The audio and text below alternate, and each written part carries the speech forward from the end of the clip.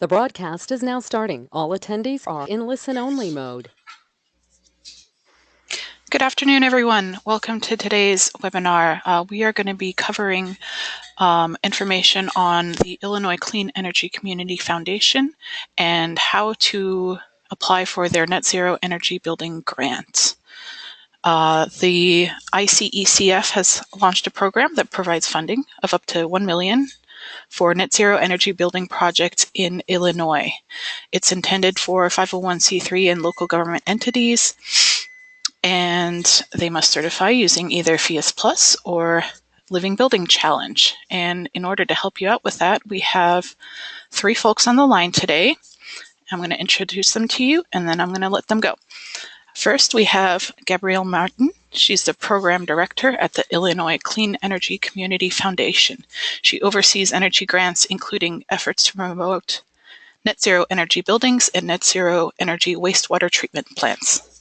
She has over 25 years of experience in policy, research, analysis, energy modeling, program and product development in the fields of renewable energy, energy efficiency, and greenhouse gas emissions.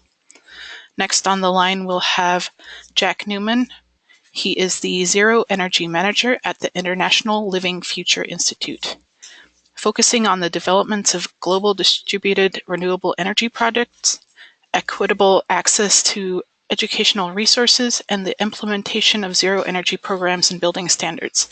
Jack is committed to revolutionizing the global renewable energy industry. And last, we'll have Lisa White. She's been with the Passive House Institute US, also known as FIAS, since 2012, and currently serves as the project certification manager. She's also an instructor for CPHC training, that's Certified Passive House Consultant Training, and WUFI Passive Software Trainings. She's also a member of the FIAS Technical Committee. And with that, we'll hand it off to Gabriella to tell you about the Net Zero Energy Building Grant Program. Thank you, Katrina. So hello, everyone, and I hope you can hear me well, but thanks for joining the webinar today.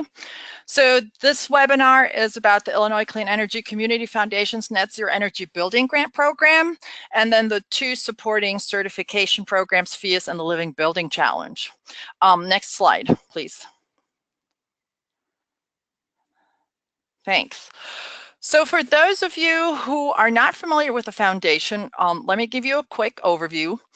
We are a private foundation that was established in 1999 with an endowment of $225 million from Commonwealth Edison.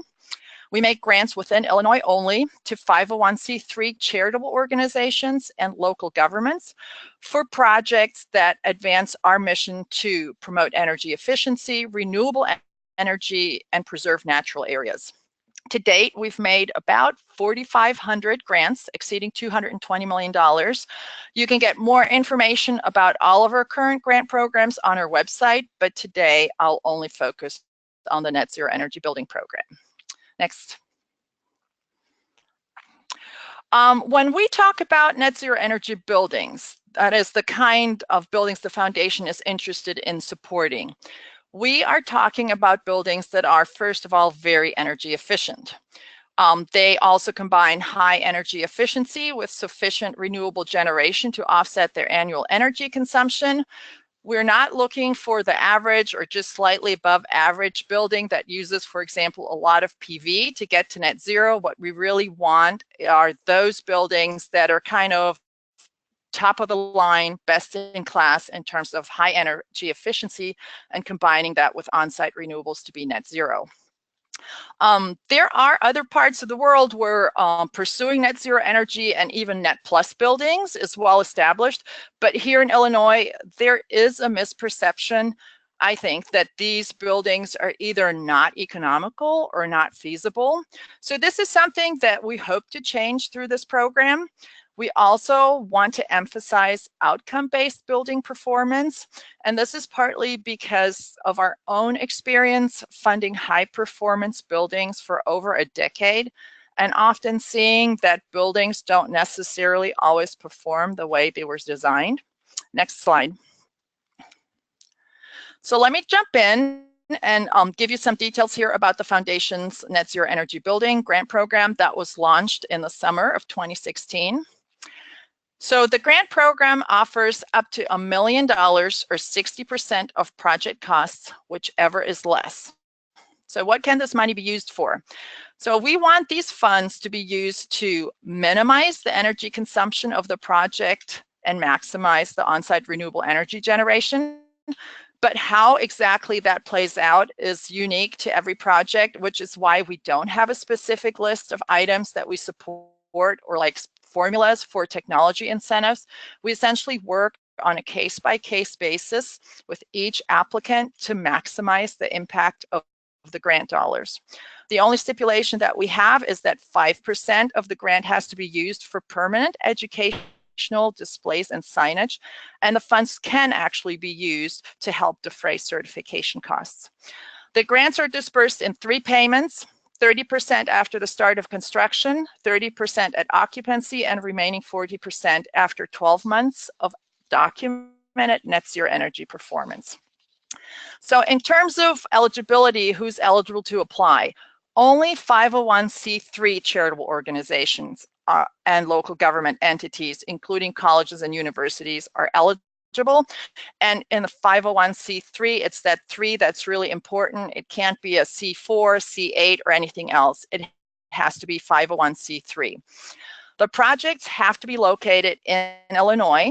And in order to be eligible for the Net Zero Energy Building Program, they have to obtain either FEIS or Living Building Challenge certification.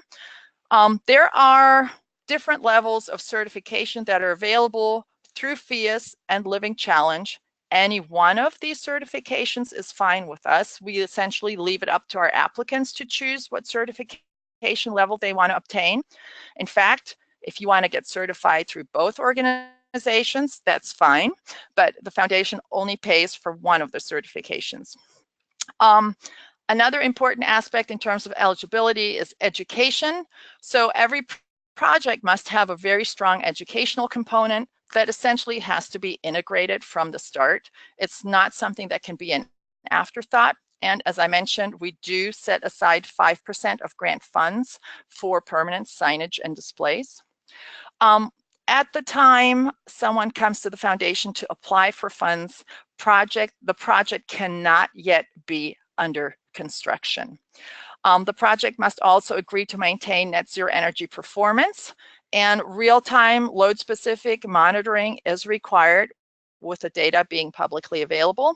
And then that final little bullet, we just put that in there. So the project has to be wholly owned by an eligible applicant. And where this is most frequently an issue is something like affordable housing projects, which oftentimes rely on tax credits and private investors. And those are the kind of deals that are not eligible for consideration to receive Foundation support. Next slide. So how does the grant application process work? It really starts when the project submits an RFI, that's a request for ideas form. This is a 2-page form that's available on the program website, and it asks for high-level information about the project. You can submit RFIs at any time. We accept them on a rolling basis, but if you're interested in being considered for a specific grant cycle, the RFI has to be submitted at least 9 weeks prior to that grant cycle deadline. Once the Foundation has received the RFI, the staff will follow up within 2 weeks and then begin the discussion about the project. So next slide. If the Foundation is interested in the project, we will issue an invitation to submit a pre-proposal in one of the 2 grant cycles. There's usually January or July. These are dates that are deadlines that have been selected because it flows into the board meetings and the committee meetings that have already been scheduled for certain times of the year. Next slide, please. And if the full proposal is favorably reviewed, the next step is the submission of the full proposal, and that is also by invitation only. So in terms of the dates for full proposal submissions, those are determined in collaboration with the applicant. And they are based on the timeline of the project and then also the foundation's review committee and board meeting schedule. But there's some more flexibility there. So it can take as little as 4 months from the pre-proposal to the grant award notification, especially if the project has an aggressive timeline, but usually takes a little bit longer. Next slide, please. So I know this slide is very cramped, and my apologies for that, but it shows ideally how project development and the foundation's application process would align. So you can see that ideally, here's what you should be doing during the pre-design phase. And then as the project nears the end of the schematic design, what would be required for the pre-proposal. And then as the project completes design development, what would need to be submitted for the full proposal. But the first thing is you really want to contact the foundation as early as possible. Ideally, what you want to do is you want to submit the RFI during the pre-design phase, which is also a good time to investigate other resources that are available, such as the Accelerate Performance Program and ComEd's new construction service, and I'll talk about those a little bit later. The other thing to consider is if your project is going to rely on a wind turbine or ground-mounted solar installation, you have to complete something called an EcoCat study on the IDNR, that's the Illinois Department of Natural Resources website. And what that does is it'll tell you if at your site or close to your site there are sensitive habitat or endangered species that you need to consider. And if so, then you have to work with the IDNR to address this, and it takes time. So you can't start too early, as possible. Also, during the pre-design phase, you should investigate the FEIS and Living Building Challenge certification requirements and choose what might be best for your project. Again, you can pursue both, but the foundation will only pay for one of the certifications. So if the foundation is interested in your net zero project, and let's say you have secured the necessary project funding, there aren't any eligibility issues. When the project is nearing the end of schematic design, you'll be invited to submit a pre-proposal application. And you can see that the requirements are basically the same, regardless of what certification path you choose. However, as you can see here on the screen, if you're pursuing FEIS, you'll be submitting the results of the FEIS feasibility study at the pre-proposal submission time. Next step, if the pre-proposal is favorably reviewed, then you'll be invited to submit a full proposal, which is due towards the end of design development. And here too, except for 2 documents, what has to be submitted for the full proposal is the same, whether you choose FEIS or Living Building Challenge certification. And then after the full proposal review, you'll be notified of the outcome. Next slide, please. So the additional resources that are worth investigating is there's the Accelerate Performance Program, which is run by Seventh Wave. You should check their website for details, but if I understand correctly, they provide assistance to projects that are in the very early phases and are interested in incorporating performance-based procurement, including net zero energy performance. And then there's ComEd's new construction service program, which offers a per kilowatt incentive based on modeled energy savings. And here, the earlier you enroll, the higher the incentive. It starts at 14 cents a kilowatt hour, and then it drops as the project design advances. So go to their website and check out the details. But here too, contact them as early as possible to maximize any kind of potential incentives. Next slide, please. So let's just assume that you applied and you were awarded a grant. So what happens next?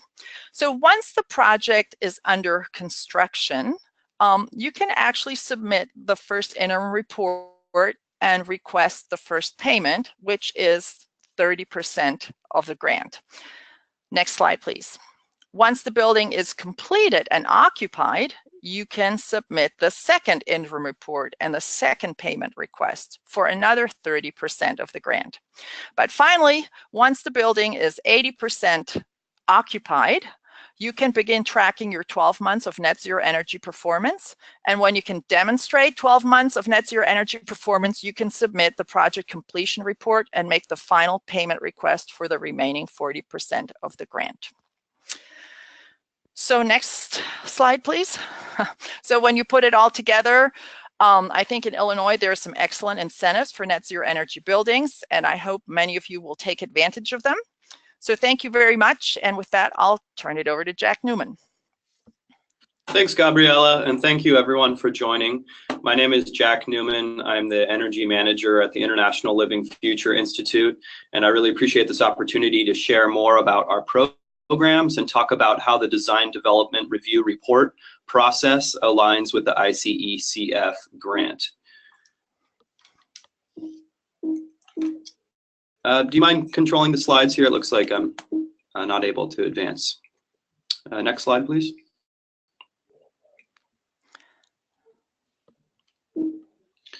Okay, this is just a quick snapshot of the International Living Future Institute's constellation of programs. Most notably, we operate our flagship certification program called the Living Building Challenge. We also operate programs at the community and product scale. Today, we'll be primarily focusing on the Living Building Challenge and the Zero Energy Certification, which is the pathway for projects who are asked to proceed with the grant cycle. Next slide, please. So our programs are focused on proven performance. We'll talk more about that in a minute, but ideally the philosophy behind the Living Building Challenge is to develop a standard and a framework for design that focuses on net positive regenerative impacts on our environment and gets away from this idea that humans have a net negative impact on the environment, and that through codes and other performance-based standards we can reduce our inherent negative harm that we have on the environment. So we're focusing on this net positive regenerative space. Next slide. And the vision here is really what's driving our programs and the philosophy that we bring to our consulting and to our certification programs. So if you do have any questions, please add them to the chat box and we'll just keep diving in on the specifics here. Next slide, please. And primarily, just realigning with that, the graph I just showed, we're really focusing on what does good look like. Next slide. So here's just a quick snapshot of our 3 programs. Today we're focusing on the LBC, the Living Building Challenge. Next slide. And within the Living Building Challenge, there are 7 performance areas. For the purpose of this presentation, we'll be focusing solely on the energy performance area. The 7 performance areas of the Living Building Challenge are known as petals. The Energy Petal certification is one pathway that we'll be talking about. Next slide. And the requirement, the imperative for net positive energy is focused for the Energy Petal certification specifically, which is one of the performance areas of the Living Building Challenge. The Living Building Challenge itself requires all imperatives of each performance area to be successfully achieved and demonstrated in the performance of each project. You can also certify just at the petal level, so focusing on one of these performance areas, and the Energy Petal requires net positive energy performance and battery storage for resiliency. Next slide. And next slide again. For our certification paths, just to clarify this, we have the Living Building Challenge, which is all 7 performance areas. Then petal certification, like I was just describing, is one of the more challenging petal areas, which includes either the materials, water, or energy. So for the Energy Petal certification, you would also need to adhere to some of the other imperatives of the Living Building Challenge. And for the purpose of today's presentation, we'll be primarily focusing on Zero Energy Building certification, which is a really great performance-based certification that provides third-party verification from ILFI's auditor network, and we'll be talking about that specifically now. Next slide. So Zero Energy certification is for buildings that operate at net zero over a 12 consecutive month period without the use of combustion. This is formally known as the Net Zero Energy Building certification, but we've recently rebranded this in partnership with the New Buildings Institute, and we're going to be rolling out an online certification portal over the coming months. Next slide.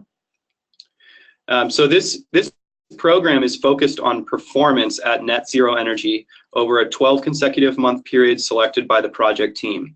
So the goal typically, and especially in alignment with this grant, is to occupy the building and operate at net zero for the next 12 months. That would be an ideal scenario, but it doesn't always work like that, and that's okay.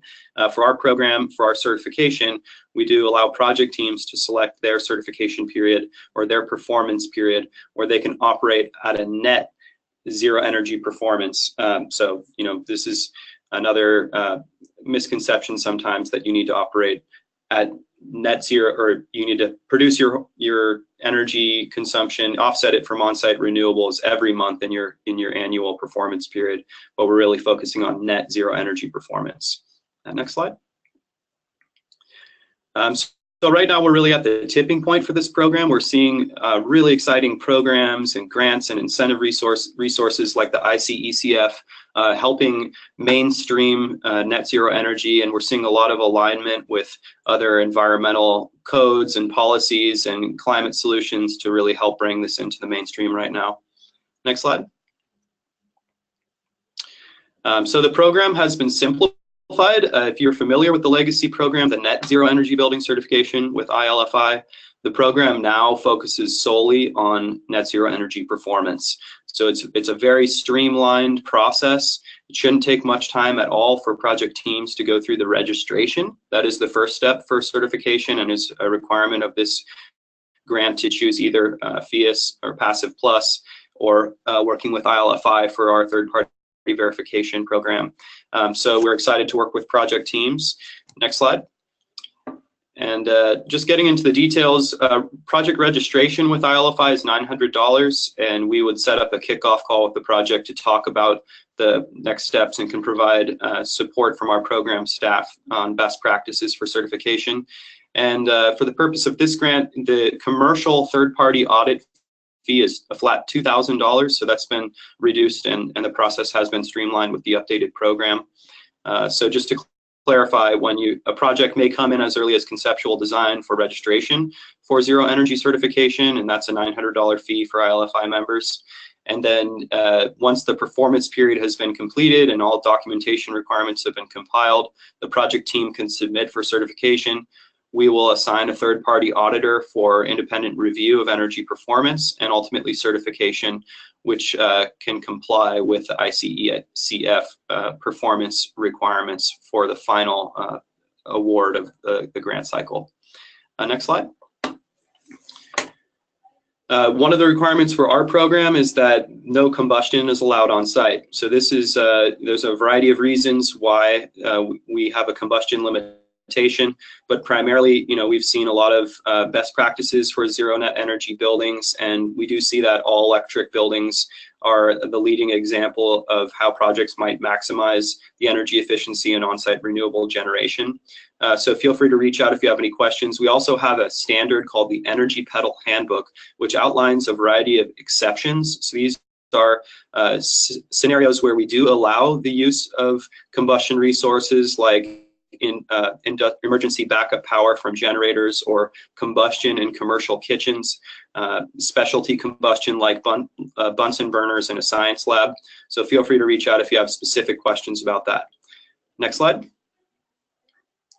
So one of the requirements of the grant here is that projects who opt to work with ILFI on our certification program, that they receive a design development review report. And this is a great way to get an independent review of how a project might achieve zero net energy performance and what are the best practices to consider. So working with ILFI, we do provide consulting services. We regularly work with utility sector programs on education and project performance verification and disclosure, and a variety of other consulting services. We offer design development review reports and feasibility analysis for projects in general. That's an additional consulting-based, fee-based consulting service for $1,500. So for registered projects, we can provide this service, which is a requirement for final grant award with ICECF. Specifically, ILFI's energy program staff will work with the project team to review their energy model, both their on-site generation analysis and on-site demand, specifically the target energy use intensity and any supporting documentation such as project drawings. And then we will set up a coordination call to review and provide clarification or ask questions about what we're reviewing. And then ultimately we'll produce a report, which is one of the requirements of this grant here. So the design development review report, it's a pretty quick turnaround. We initiate the process with a very brief proposal, receive the project documentation and set up a coordination call, and the report is complete within 2 weeks of the coordination call. We're happy to work with project teams to help deliver this service in alignment with the grant, and it's a really helpful resource we've found for project teams to make sure they're covering all the bases and exploring all best practices for zero net energy performance. And at the end of this process, for projects that are awarded, we do offer, a final audit report for certification and a case study. Next slide. We also have other newsletter resources and promotional and marketing resources for certified projects. So the final grant award process does require performance verification, and we offer that. So through a zero energy certification for your project, we can help provide that third-party verification and ultimately compliance with the grant requirements here. And we're excited to work with you. So feel free to reach out or ask any specific questions you may have in the chat box on the right. And let's see, do we have one more slide here? Just want to thank you all for the opportunity to work with you. Once again, my name is Jack Newman. I manage the energy programs at the International Living Future Institute. More information about our certification program can be found at the web URL listed here, living-future.org/net-0/certification, including how you can register for certification today. And also we have a support team to provide any help that is needed here. There's our support email address, and feel free to reach out if you have any questions. Thanks again.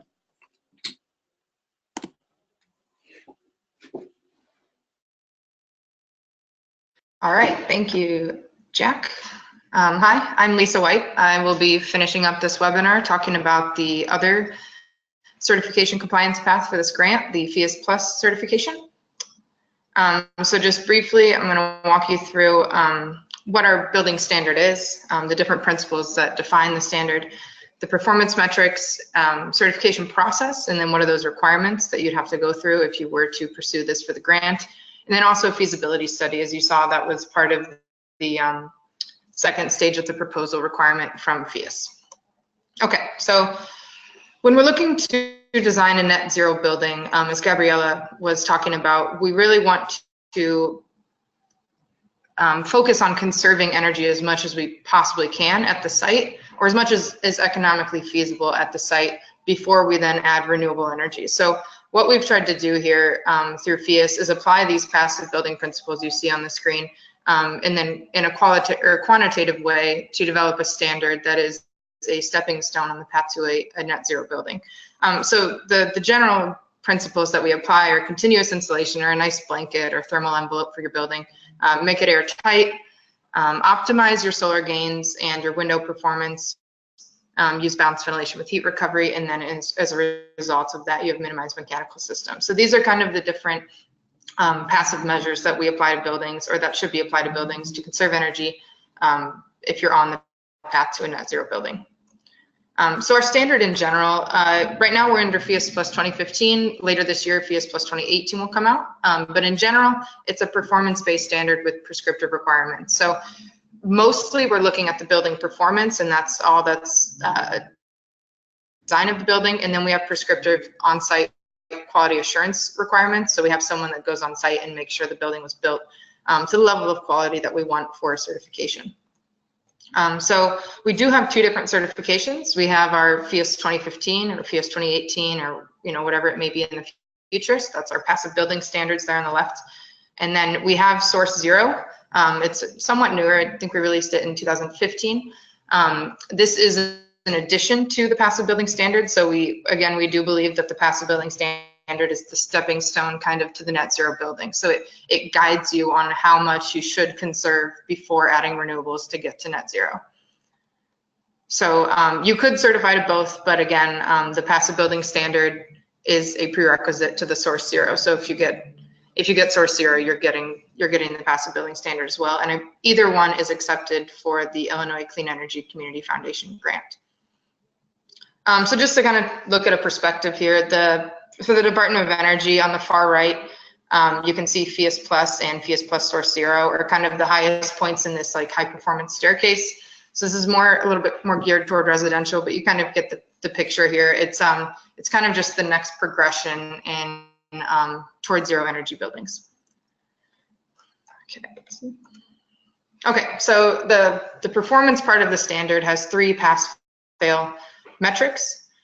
These must be met if you're trying to certify the building. You must meet all of these, so I'm going to talk through them real quickly. The first is space conditioning requirements. We care about 2 different metrics for space conditioning. So the first is annual demand, and that's essentially the amount of heating and cooling energy your building may need over the course of the year. And then we also care about your peak loads. That's the amount of heating or cooling energy needed at your worst case moment, or essentially what the capacity of your mechanical system must be to satisfy that heating or cooling need. These were developed using cost optimization. So as we design a building, we can continue to throw passive measures at it, continue to insulate it, get better windows, and as we do that, we reduce the energy consumption of the building. So each additional passive measure we add to it reduces the site energy a little bit, and you can keep adding to it, but at a certain point, you'd like to stop investing in conservation because it's not the best outcome for your next dollar. So what we've done is we've figured out kind of where that sweet spot is on the path to zero. So how much do we need to conserve before we then invest our money in renewable energy to get to zero? And that is how these space conditioning metrics were defined or were developed. So this was done for about 100 climates and then extrapolated into about 1,000 different climates. So depending on your location, you have different metrics you need to meet for heating and cooling demand, heating and cooling loads.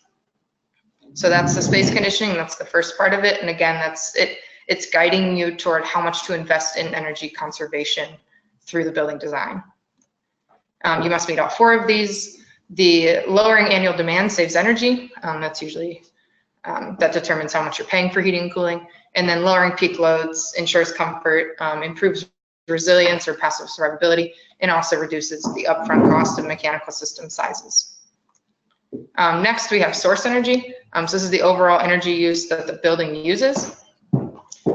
So most people understand site energy. That's what shows up on your bills. We don't have a requirement for that. We look at source energy. So that's the amount of energy that must be generated at the source, so at the power plant, for example, for electricity. That's the amount of energy that's generated there to get you what you're using on site.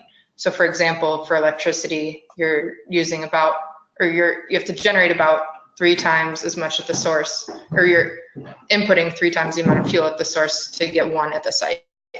So we look at that because it's kind of a metric for carbon emissions. So there's a requirement that you must be under a certain number for the source energy requirement. It varies by building type. So residential, it's a per person limit, and for commercial, it's a per square foot limit. So residential is 6,200 kilowatt hours per person per year, and for commercial is 38 kBTU per foot squared per year. And for buildings that have process loads, there is an additional allowance for that. We deal with that on a case-by-case basis. And the way that renewable energy comes into this is, in order to meet this, let's say your commercial building, in order to meet this 38 kBTU per foot squared per year, if you do have a photovoltaic system, for example, that can offset some of what you're modeling in terms of how much source energy the building is going to use, but not all of it.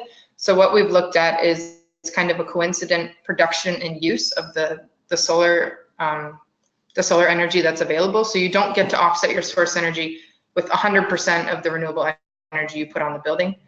It's some fraction of that because it's not always going to be used when it's produced.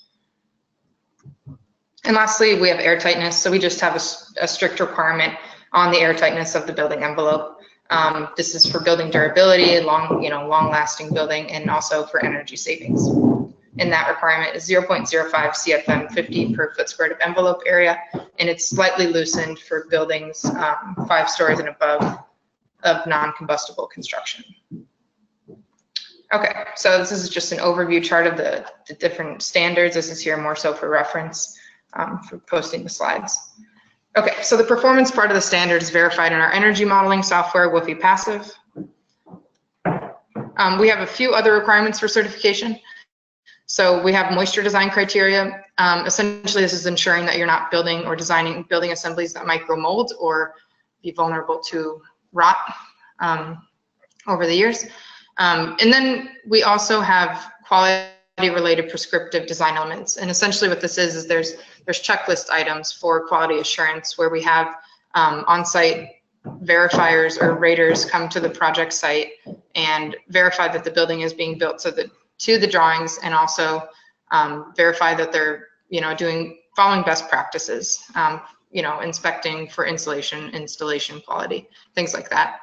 And then contractor declaration. So the process in general is a little bit different than you heard for ILFA. It's a two-step process. The first part is a pre-certification, and this is a design review and energy modeling that happens before you start construction. So essentially, before you break ground, you should have an energy model of the building as designed that's meeting all of those compliance or performance metrics that I had just talked about. So the source energy as well as the space conditioning requirements. That's something you want to get down before you start to build. So the pre-certification letter was what was due at the third phase of the grant proposal that Gabriella explained. So pre-certification letter happens before construction starts. And essentially, the project team will submit their model and drawings and everything to us at FIAS, and we will review, provide feedback, and it's usually a feedback cycle, usually 3 rounds of feedback before the project is finalized and the model is meeting all the requirements and we're good to go to start construction. During construction, there are on-site visits required by trained professionals that FIAS trains, raters and verifiers, and they complete usually about 4 site visits, 3 to 4, where they're inspecting different stages of construction, and then that is also submitted back to FIAS to complete the final review and make sure all of the quality assurance checks check out. One more thing is we do not have any sort of requirement for monitoring. So in order to be certified, your model must meet the energy performance requirements, but we do not have, like Jack Newman mentioned, we don't have 12 months of monitored data required. It's just the modeling right now that gets you the certification. So technically, once it's fully built and all your inspections are complete, then certification can be awarded. Costs, base rate, it really depends on building sizes. These are larger building sizes. Down to, let's say, 2,000 square feet, it's about $1,000, up to 5,000-ish, it's maybe 2,000. Then when you get to 10,000 square feet, 4,000, and it kind of goes up. It's not quite linear, but these kind of give you a ballpark based on your project size. And then that covers everything that FIAS does. So again, the design review, the feedback process back and forth with the project team, and then reviewing the documents from your FIAS Plus rater or FIAS Plus verifier, which is a requirement of the program to have that on-site quality assurance specialist. So that is all of our fee, and then you will have a separate fee outside of that that is not determined by FIAS, and this is the fee for that FIAS Plus rater or FIAS Plus verifier to complete those site visits. So that's just based on the professional of your choice. Okay, so a key part of this grant proposal, if you are taking the FIAS route, is your feasibility study. This was due at the second round of the grant proposal, so pretty early on in the project. This is just an example of some of the projects we've done feasibility studies for. Essentially what this is early on in the design, the project team will submit their drawings and any mechanical narrative or occupancy schedules and things like that to FIAS, and we'll just run a very quick WFI passive model, not fine-tuned, not too detailed, to see like roughly what you should be shooting for in terms of your building envelope performance, your walls, your roof, your windows, and your mechanical system performance, and things like that that you should be thinking of early in the design if you're trying to certify with FIAS. So we run an energy model and see what it would take to meet the performance standard really early on, and then those those ideas or that guidance can be used to bring you through the design process if you are choosing FIAS. So we do this energy model and then we hand it off to your project team. We do set up a coordination call to walk through the whole feasibility study. Typically it's, there's multiple cases, and I think I have that in here later. So if you want FIAS to complete a feasibility study, the cost is about $1,000 and the turnaround time is 5 to 10 business days. We really just need a drawing set, mechanical narrative possible, and depending on the project type, we might ask more questions, but we're really just trying to get a general feel for what the building envelope should be in terms of performance, and then what the mechanical system performance should be as well. So this includes WUFI passive reports, estimating the annual energy use, target envelope performance. We give you the model, so we do hand the energy model over to your team to work with moving forward. So if you choose to pursue the certification, you already have a really great start. You'll just be fine-tuning that and optimizing that model as you work through the design process. And then often we get a proposed design. So we'll get a proposed envelope, proposed window values, proposed mechanical system, and we'll model that as a base case, and then we'll improve it to FIAS Plus. So the screenshot you see over here is a proposed case versus an optimized case, and then maybe another optimized case with different parameters. So this again happens early in the design, and it's part of the submission for the second round of the grant proposal. Just a few resources for you. The information about the feasibility studies can be found at our multifamily resource center. The URL is multifamily.fias.org. Additionally, up here we have a ton of case studies of different multifamily projects. These aren't necessarily net zero projects, but they are FIAS certified projects. So they can give you general ideas for the different levels of performance you may be looking at. And also really helpful is a developers webinar series. We have, I think it's about 10 now, different webinars from developers of these projects talking about their process through that. And lessons learned, and it's really valuable information. So if you are considering doing a project like this is a really good resource.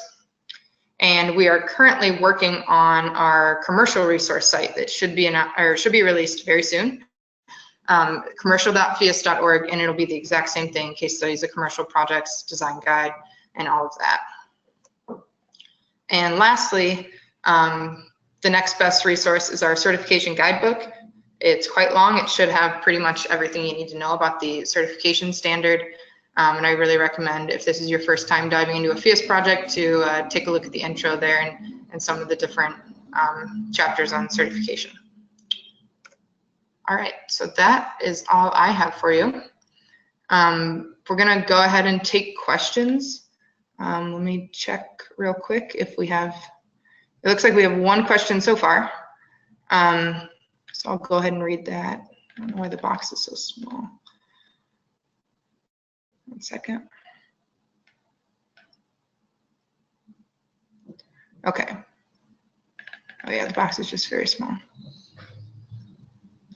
Okay, so we got a question about downloading the slides. Absolutely, we will put the PDF of the slides on the FIAS website. I think we can also, we have a list of attendees, so we can also send that out to attendees afterwards.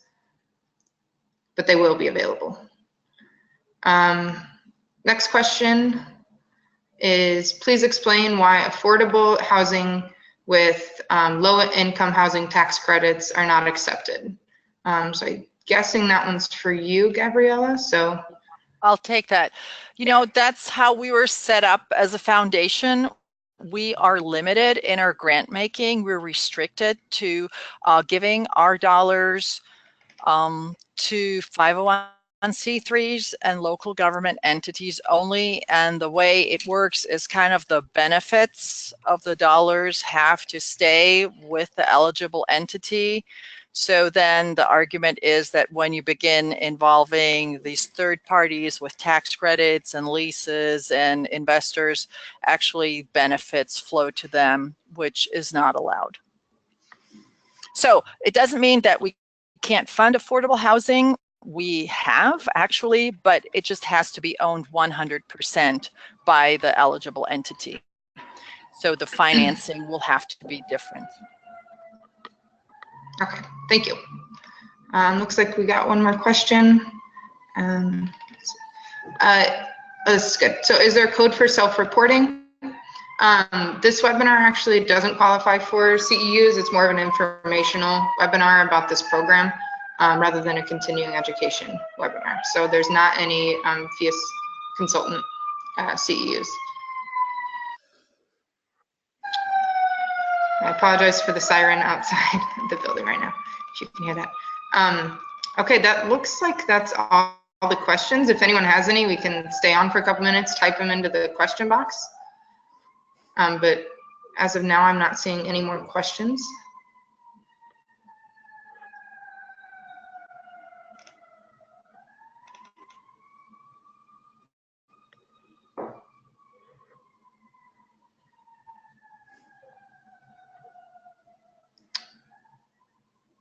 Okay. Guess we can cut it off then. So if you do have follow-up questions, our contacts were in or on the webinar ad, so we shoot us an email with any questions, or yeah, we will get back to you as soon as possible about that. And we hope you all enjoyed the webinar and have a great day. Thanks.